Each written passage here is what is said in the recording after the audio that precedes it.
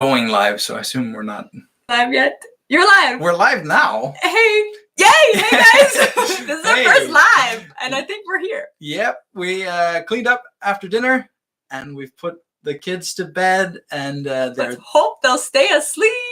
Yep. Yeah.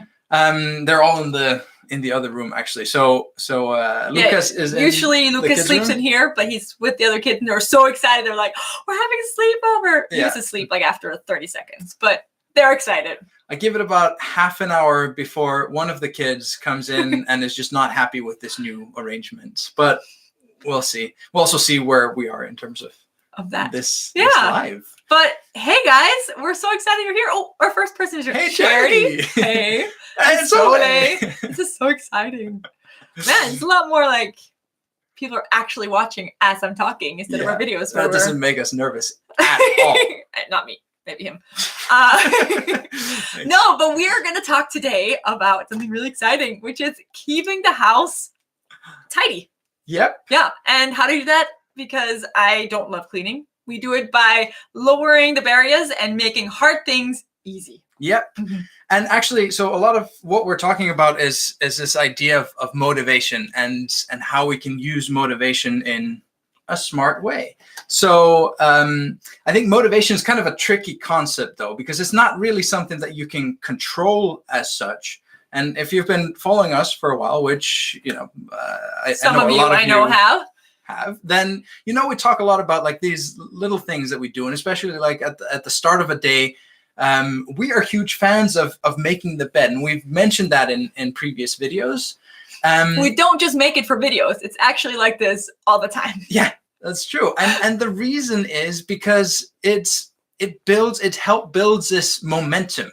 And I think momentum is something that's a lot easier to control than motivation.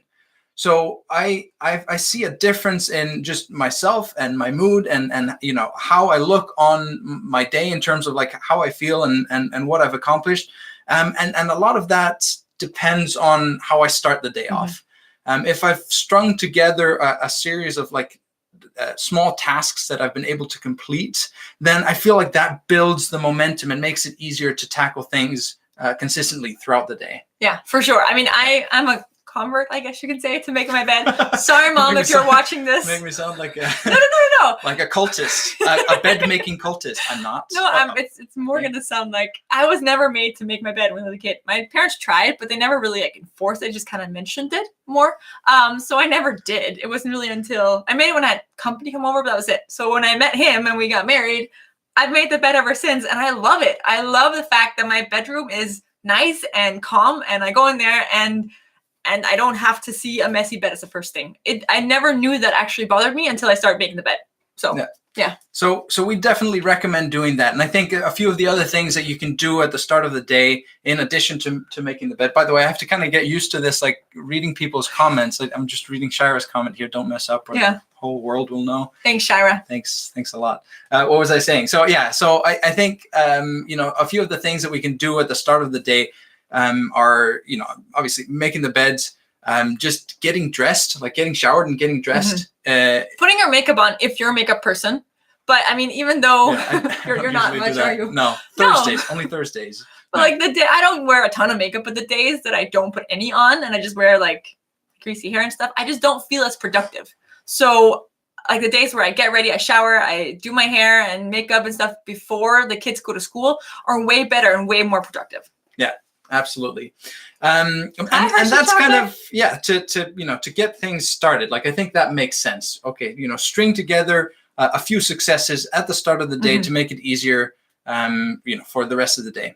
But then on to kind of the main idea, which you mentioned to begin with, is this concept of taking motivation or taking things that you're already doing and putting it to good use so that you're lowering barriers for times when you don't have that motivation or you don't have the time or energy or whatever. So, and I think that, you know, we actually posted a video yesterday where I'm cooking. You touched on this. Yeah, like I batch cook, which is a really good example of this because like when you are doing something anyways, it might have motivation, or maybe it's just a routine that you do anyways. Why don't you just add a little bit extra to it? Like I made a double portion and I froze that, because there are going to be days where you don't have motivation and you don't have time to do the things you want to do. And then you can kind of piggyback on the days that you did have motivation and time, and just go to the freezer and get on a meal. But it doesn't just apply to cooking. It applies to everything that you do in your life. Use the time that you have when you have it and when you have that motivation, and do a little bit more or do it a little bit smarter, so that those days where you don't have it, you can use that motivation. Yeah, and we're gonna take some time to actually talk about some like tactical examples of how you would do this. But I think we want to spend a little bit more time, so bear with us, but a little bit more time on this, like from a conceptual point of view, because I think one way is that what you mentioned in terms of taking stuff that you're already doing, right? So the cooking. Another example is using the times, because again, it's difficult to plan for motivation. It's difficult to think ahead and say, oh, like Friday at 6 o'clock, I'm probably going to have loads of motivation. Yeah, not Friday at 6. But you can kind of look at your schedule and identify the times when you're likely not going to be as distracted by other things, picking up kids or dropping them off, or when if you have a baby in the house, then like the times when Lucas is taking a nap, like we know that odds are we're going to be a little bit more free to do the things that we need to do, that we want to do, that we want to like look back on at the end of the day and say, hey, we finished this today and we're happy with that. And I think it's that kind of thinking that you kind of that you want to develop. That's what we try to do, is recognize those times when either we're doing things already that we can piggyback off of, or when the circumstances also allow for it. Yeah, exactly. Because I think a lot of people, they motivation strikes and then they act and they just jump into action and they start cleaning the whole house, or they start like doing all these projects, and then they're done and they're happy. And then next time it gets messy, they're not motivated and it stays a mess, or they clean the whole house again and they're tired afterwards. So instead of just jumping into action, it's a lot smarter to have a plan when you jump into action. And this plan can actually be made during those times when you don't have the motivation. And you don't have to feel bad about not being motivated, because we all have an inner procrastinator in us. Well, at least most of us do. And then when you know you need to do something, but you really don't want to, and you wouldn't do it, then sit down and plan. Like, well, next time when I do feel motivated, how am I going to do this? And set some steps in motion so that those barriers are lowered. So for example, if you're going to be cleaning clean the bathroom is something you need to do, then get those cleaning supplies out and put them in the bathroom, so that don't clean right now, but then when you're going to clean, it's a lot easier. Yeah, absolutely. And we talk a lot about like one-offs versus like creating the systems in this context. I think it's very natural for people to kind of tackle the one-offs, but the problem with that is if you're I think of it in terms of like a bank account. If you're earning less money than you're using on a monthly basis, then you're always going to be in the red. But if you make it so that like you cut your costs, and then even if you're just making a little bit more than what you're spending on a monthly basis, then you're coming out ahead. And that's kind of what we're getting at here. So do the things, set up the system so that you're not putting yourself into debt when it comes to like housework and day-to-day life. Yeah. And it really doesn't just go with housework. It's also like finding things and getting places on time. It's like, it's really everything in your life. Yeah. But a really good example of this is actually decluttering. Yeah. And I know you guys have probably heard a million times from any organizational person, decluttering is the best thing, but it really is. It really is. And here's why. Yeah, no. So decluttering, I think is this, this thing, like you said, that people recommend doing. And I think that's for a good reason, because what you are actually doing is you're lowering your barriers. So think about an area in your home where clutter tends to congregate, and we all have it. We have it too. Yeah. So that could be, your kitchen or your kids' room, or, any part of your home. And we would always recommend, start by decluttering, because what you're actually doing is you're making it so that next time that space is really, struggling, it's going to be easier for you to tidy up if you've decluttered, because there's just less stuff to tidy up. And that's another example of how this actually works in action. Yeah. Right. So what are your guys' areas that you struggle with? Something that you might want to tackle from this point of view? Please tell us. And while you all tapping some stuff up, like the thing that he was talking about, we all have those areas. When we made the Avengers video, I don't know if any of you have seen it, but on our YouTube channel, we made like a Avengers Clean With Me video, mostly because Avengers coming out and we really like Avengers, but also because it was fun. And we had a drawer there that I pull out and I say, I don't need half this stuff. And then I snap it. You should watch it. But actually, that was my drunk drawer. And Ben has been asking me to clean it out for a long time, and it was always like my cracking the whip. That was my drunk drawer. You really didn't know what was in there at all. No. But I did. But it needed work. So us looking in that was like, okay, I really don't need half this stuff. And when we're done with it, I didn't have half the stuff in there anymore. We threw away probably like 70% of that stuff. And now it can still get messy because we put a lot of papers in there. We get like important things from school, like their yearly program and things that we can't throw away. We put it in there, and then what I'm saying is like that now, because we only have 30% left of what was in there, it's so much easier to find everything whenever like new things go in there. And then we don't just put things in there anymore. We like, okay, this here can be scanned, this here can be thrown away. So I love it because there's less stuff in it, and it takes so much less time now to look through and find things. Yeah, absolutely. Let's see. We got some stuff. Yeah. Okay, kitchen utensils drawer. I have too many utensils and a small kitchen. Let's I know the feeling. show this. Oh, can we show it? Yeah, well, Awesome. I think it got held for review. So I don't doesn't think like you. YouTube doesn't like your utensils. This is a great one. We just did our kitchen. Well, it's actually a long time ago now, right? 2 years ago that we did our kitchen. A kitchen? Yeah, I think so. Yeah, wow. Yeah. I feel like it was just we had a lot of stuff in my utensil drawer as well. And that one, it was just, what in case I need this, or in case I need this. But really, we went through it, me and Bennett, and I'm the one cooking at the family. I'm the one eating. And I love it, so that's good. And you love eating, so that's good. No, and we went through it together, and if I had done it alone, I'd be like, oh, I need this, oh, I need this, oh, I need this, just by default. But because he was there with me, he asked some really good questions, like, when was the last time you actually used this? And really, if it'd been more than a year, I don't need it. I really don't need it. Yeah. No, but a good piece of advice here is take those things out that you don't think you need, or the things you think you might need, put them somewhere else. And if you don't miss them within a month or two, you probably don't need them, and throw them away. Yeah. Let's see. Charity, you mentioned laundry, and yeah, Shara, I'm in a vicious cycle of letting the clean clothes pile up until I can't find anything. So then I buckle down and spend a couple of hours folding, and then I'm too tired to fold the next day. Yeah. We've gone through a journey with our laundry. First of all, before you can tell a journey, but I'm sure that a lot of people at least, have that thing with folding laundry while they watch a few shows. I used to love that, and I still do occasionally. But really, you are more effective if you don't watch something while you do it. And that's why we started doing something else. Yeah, I mean, so we basically had the same issue. Like you do the laundry. Mm-hmm. Essentially had no issues with like the whole process until you get to like you've got the clean laundry, and then you have to fold it and put it away. And I think that's where a lot of people get held up. Yeah. What we did was we kind of sat down and just picked apart the whole process that leads up to that point.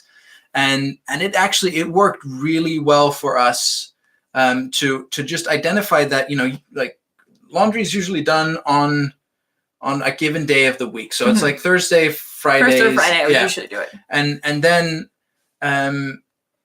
the laundry will either like sit down there, or we'll bring it up and then do the laundry. When we say down there, it's because in the basement is where our laundry is. Yeah. And we didn't really have like a fixed routine for doing this. And it wasn't until we identified that, like what ends up happening is that the laundry will sit here over the weekend, and then it just becomes this eyesore. And then, once the work weeks like pick through it, and it's annoying. Yeah, exactly. Then, I'm on my way to work, and I'm looking for a shirt or something, and I know that like I haven't put it away, I haven't ironed anything, and then it becomes something that like makes you feel behind when you're getting ready to start the week, start the day. So it's a quite the contrast to what we were talking about earlier with starting your day off or starting your week off on a strong note. So what we decided to do was just we know that the laundry is ready to be folded Friday evenings, so we bring it up Friday evenings, and then first thing Saturday mornings we just set aside 30 minutes to fold together as a whole family. Yeah. And it really didn't take more than 30 minutes. It doesn't take more than 30 minutes when we do it. And we've actually, like the kids used to start out by helping a little bit. And now actually we just have them do, the older two, they do. Yeah, Lucas doesn't do much yet. We just throw our laundry at Lucas, but he loves it. He loves eating the socks. No, but it's really neat because Emilia is 5 now and Marcus is 8. So Marcus does it really well, but Emilia has stopped complaining now. I mean, she used to complain so bad, like, why can't you just do it, Mom? You're doing it anyways, all these things. But now, like, she's not complaining at all. She just does it. So keep doing it, even if your kids aren't loving it right away. Like, it's a great skill for them to learn now, and they're gonna thank you for it one day. I'm waiting for it, but one day Emilia will thank me for making her fold her own laundry. But yeah, they fold their laundry, which cuts it down a lot for us because then we just have to do ours and Lucas's and then like the household things. Yeah. But that cuts down the time a lot. And then the fact that we do it together, it actually makes it more enjoyable because then we talk about the day, talk about the weekend, and it becomes like a family time. Yeah. But like you were saying, like we brought it up on Friday night because we were going to do it Saturday morning. If something were to happen, like if we knew ahead of time that Saturday morning is going to be really busy because we have a different family activity, then we wouldn't bring it up Friday night. So we wouldn't bring it up until we knew we were ready to fold it. Yeah. So it wouldn't be an eyesore. And it would also motivate us to actually, okay, we need to bring it up and fold it because we're running out. We're going to end up in this, in this situation anyways, where we're going to need that laundry to put on for work. So, I mean, that was something that worked really well for us. I wish we could just say this is the golden solution that works for everyone, but all families are different. So all the solutions are going to be different because you have different amounts of people and different houses and different needs and different amounts of clothes too. Yeah. But the point is to analyze your situation and figure out something that would work for you and then try it out. And maybe it doesn't work the first time. Then you're like, okay, well, what was it here that I liked? What didn't I like? And then tweak it a little bit again. So what worked for us, just to say it again, is like figure out where's the bottleneck. Okay, it is folding the clothes and putting it away, not cleaning it. Okay, next step, how do we make this more fun and faster? Because we really don't like cleaning and doing laundry. We do it because it says there, but we don't like it. So how do we make it more fun and make it faster? Yeah, and then include the family. Yeah. I think because both, it makes it easier, definitely makes it easier in the long term. I mean, I see a difference now in the kids, how good they are now compared to how they were when we started doing this. And it really is, it can be it's not always, but it can be a really nice time together for the family, as you're saying. Exactly. Yeah. So that's our laundry thing. I'm sorry if it doesn't give you the perfect answer, but really, you have to do the analyzing yourself. But I would definitely recommend you not bringing it up into your room until you're ready to fold it, because that will just make it mix with the dirty clothes and make it all over and make it dirty again before you even put it away. And so fold it and put it away right away. And in the context of what we're actually talking about, making difficult things easy, if we pick it apart from that point of view, like it really is, if the difficult thing was, wanting to do the laundry and then ending up in a situation where you have to do the laundry, or alternatively, rifle through the bags of laundry and pick up a wrinkled shirt, when you really need to be out the door in 5 minutes. Lowering the barrier is this, this planning process and identifying that, we need to bring up the laundry and set aside a fixed time, because what happens otherwise is that, you end up in these situations where you feel it, you feel your energy being drained as you're like being frustrated looking for that item of clothing that you need. And the thing about motivation, the thing about willpower, is that, these are finite resources for us. That's why oftentimes it's easier to get stuff done like earlier in the day than after a long day, either at home or at work, putting in your shift, you come home and it's just like you don't have as much of that willpower. You don't have as much of that motivation, almost as a rule, at the end of the day. And so, being smart about how you manage that, I think is key in all of this. I'm glad you said that, because that's, like you said, key. Really important. So when this is done, go back and listen to what we just said again, because it's really good. Let's, if you have any more examples, please share those. We've got a couple of examples here. The kids' bathroom and the kids' bedroom. I think like one problem with doing the kids' bathroom, because I definitely say let the kids help. I mean, you don't know how old they are. If they're like 3 and 4, maybe not.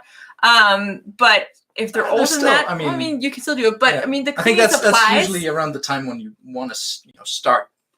For sure. Yeah. For sure. But I'm just thinking like the chemicals. You don't want little kids to be breathing chemicals and spraying them on themselves. But there are a lot of cleaning supplies you can get with essential oils in them that are not as dangerous for kids. Of course, don't breathe it anyways. But if you're there with them, then they can actually spray a lot and clean a lot of it themselves. Be there with them to begin with, but have their own little cleaning kit. I've seen a lady who did this. It was so cute. Like every child had their own cleaning kit. They got it as a present, and then they had their own like little cloths and their own spray bottles, and each their color. So they were really excited. This is mine. Like purple is mine, blue is yours. So everyone had their own little cleaning kit. On a little, like, what is it called? Like the one you hold yourself. Like a little basket thing. Yeah. And then that was like theirs to go. And then they kept it in the bathroom. And when it's time for them to clean the bathroom, then they like grabbed their cleaning kit. And it was, they took a lot more ownership over it because they had their own cleaning supplies and their own cleaning kit. Yeah. So make them do as much as possible, not because you're lazy, or maybe if you're lazy too, but make it because it'll be good for them and it's good for the whole household. I can't speak. The whole household. Yeah. You're not the only one living there, so you should not be the only one cleaning it. Yeah, and I think it's something that, like, again, it takes a little bit of like planning and forethought, but like make it fun for the kids, make it into a game, make it something that you do together as a family. Something that we've been doing recently that's worked really well. Oh yeah, is twice a week. So usually we try to exercise together, just downstairs on the patio. Backyard. But Mondays, Wednesdays, and Fridays. And then Tuesdays and Thursdays, instead of exercising, we get up and just for half an hour, we do like a quick, family cleaning, whirlwind family cleaning tour. So usually on Thursdays, we kind of do the generals. So today, actually, you did the bathroom and the kitchen, and then the kids helped us. Yeah. And then Tuesdays we use for like, kind of spot cleaning other places that we just notice that, need some attention. Things that we don't do very often. Yeah. Yeah. And we tried to do this earlier. Like we tried to do this before we started doing it in the morning, but, we did it in the afternoon. And we found that like this doesn't really work. Like it, coming back to this willpower as a finite resource, I come home from work and I really don't want to clean. It's, so we'll do a little bit, but it's not really, we're basically withdrawing money out of that bank account every month and not really putting enough back. It takes a lot more energy for us to make the kids do it than it does for us to make the kids do it in the morning. Because the kids aren't excited either. They'll do it if we tell them to, but we'll have to tell them a few times and keep like, come on, keep at this. Yeah. Whereas in the morning, they're really excited. Like Tuesday morning, Marcus, he was going to vacuum the stairs. No, he's going to vacuum like the hallway and the kitchen. And then when he's done with that, he's like, oh, can I vacuum the stairs too? I'm like, yeah, go ahead. And he's done with that. Oh, can I also vacuum upstairs hallway? I was like, yeah, go ahead. That's fine. Because he had loads of energy. He just woke up and loads of energy, that kid. But yeah, his energy wasn't spent already. He wasn't thinking about all the things that happened that day. He was just ready. So morning cleaning, I know it doesn't sound exciting at all, but it really is really awesome. We really like it, and it has changed our family a lot. Yeah. And I'd say, we do have the benefit of kind of having to be up anyways, because Lucas wakes up around, 6 o'clock, 6:30. Yeah. So, yeah, so we're getting up, but I think, the key here for us was just like doing a quick review. We talk about, tweaking solutions wherever we go, right? But recognizing that, something that we tried to implement didn't work. that's fine. That's cool. Like we were one step closer, and then we realized, hey, this isn't working, so let's tweak it. And then we basically did the same concept, but just moved it to a different time of day, and now it's working really well, and we're all super happy with it. Exactly. Hey, by the way, guys, we really appreciate all the interaction that's happening here. You guys are awesome, and we love making videos for you, and we love all your comments on our videos, and this is really neat. Yeah, you guys are awesome. Fun. Yeah, we might do this again. We're not done. No, but I just wanted to say that. Yeah. No. And I really like Charity's comment here in the end that it's a lot easier now to focus on keeping the house clean than to clean it up when it's a big mess. Yeah. And that is so true. That is so true. Absolutely. And then, also having a little rewards after folding or after a tedious task is good. And yeah, I agree with that. And I think, something as simple as playing Mario Kart as a family, like we do that, and the kids enjoy that. And sometimes that's just the little bit of spark or motivation that they need. But absolutely do that. All right. Should we look at other examples? No rock, paper, scissors. Here's a good one. So we noticed this when we were visiting my sister in England. They've also got kids, kind of around the same age as our kids. And we kind of, so a bit of context here, we usually try to encourage the kids to play in their room, or at least not bring like all of their toys downstairs and then strew them across the living room. And we try to, make it so that the kids' room is tidy, is uncluttered. We set up systems with them to make the kids' room an appealing place to play in. But, now with Lucas, especially, like, he doesn't understand. He doesn't pick up his own toys. No, he's 8 months old, and so a lot of the time when we're down in the living room, during the day, like he'll be roaming around and he'll be playing with a few toys, and you end up with like a lot of this kid stuff around the living room, and that's fine. Obviously we don't want to be like, hey, no, you kids live here, so obviously old kid, you can't play with any toys. But we also want to keep it tidy, and at the end of the day, like it becomes a hassle to tidy up if we're going to take all those toys and bring them back upstairs. Just to bring them back down again tomorrow. In here, exactly. Mm-hmm. So what we picked up from Unud, my sister, was this idea of having like a little, basically like an empty toy basket in the living room. Mm-hmm. And then, basically what you do then is you take the toys and you tidy them up, you put them in the basket, and then once the basket fills up, then you go and put the toys back where they belong. Mm-hmm. And then that makes it so much easier at the start of or at the end of each day, that you don't have this situation where you have to go up and down the stairs. I mean, we live in we have 3 stories house. Exactly. And the thing is, like, we talk a lot also about how everything should have a home. That doesn't mean these toys now have a home in the basket. It's kind of their vacation place, I guess you could say. Their home is still up here, but it's to lower those barriers and not make us exhausted by going up and down the stairs, and still keep it looking super nice. So it's a temporary home, but it's still a very thought out process. It's not just we'll just put everything in this basket, and we don't put like a lot of the other kids' toys in there. We don't put our things in there. No, it's exactly. just for Lucas's toys and his blankets. And I think that's another thing, making sure that everything has a home. That's another one of those like classics when it comes to organizing things. But honestly, like if you know where stuff belongs, you have basically one less of a mental hurdle that you need to cross or get past in order to put away stuff when things are untidy. Mm-hmm. So taking some time, and especially focusing on those trouble areas, wherever those might be in your house, to just determine like where things belong. Mm-hmm. Exactly. And actually one of our friends, she showed us this awesome system she had.